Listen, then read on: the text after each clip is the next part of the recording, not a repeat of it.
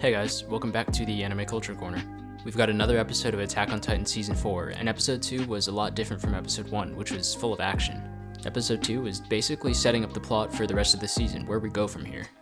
That the final plan to invade and recapture Paradise Island will commence once again, in an attempt to restore the power of Marley and reclaim the Founding Titan.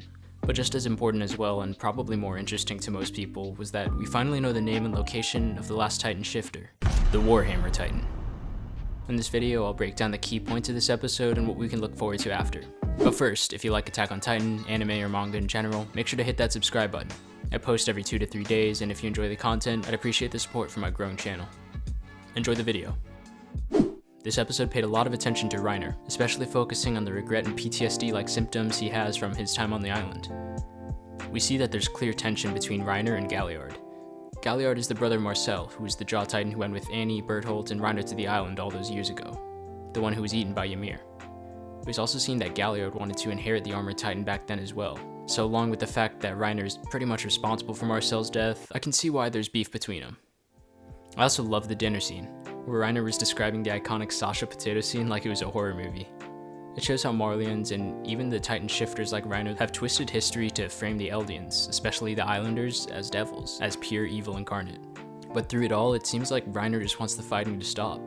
He's almost scared, tormented by the idea of returning to the island at the end of the episode, and tells Falco, who also shares the desire to stop fighting, to save Gabby, Reiner's cousin, from the fate of being a Titan shifter. Reiner's lost all of his friends. Bertholdt, Marcel, the Survey Corps. He knows better than anyone just how terrible the fate of a Titan shifter can be. Granted, as we see the suicide of an Eldian troop and the PTSD that many of them face, being a normal Eldian soldier is probably a lot worse. I mean, at least Reiner isn't being thrown off a plane in a body bag. The separation between Eldians and Marleyans is clearer than ever, seeing that even the Titan shifters, the highest class of Eldians, have no privacy when explaining the plan to recapture Paradise Island. The separated train cars, having to ask for permission to speak. Even if they regain the Founding Titan, it seems that Eldians will never become anything more than tools for Marley. Unless something drastic is done, of course. Now before getting to the meat of this episode, the reveal of the Warhammer Titan and the plan involving the Tiber family, I'm going to mention a few key points you may have missed or just glanced over.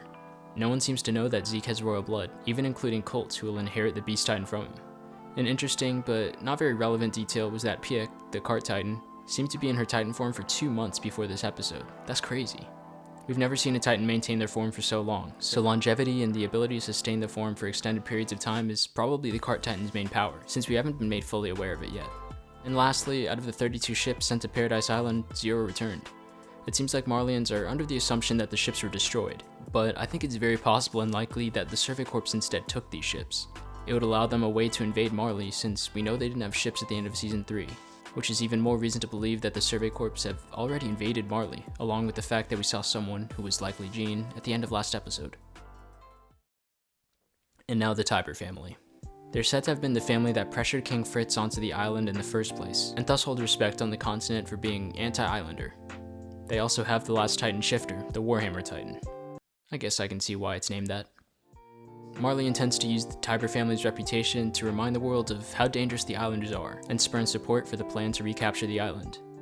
The driving force of the plan, while maintaining Marley's status in the world, is also to guarantee the safety of Eldians, as without the need for Titan shifters, they are worthless to Marleyans. The moment that Titans can't win the war, the Eldians are no longer needed. There's a lot of tension between the Titan shifters and the Marleyans.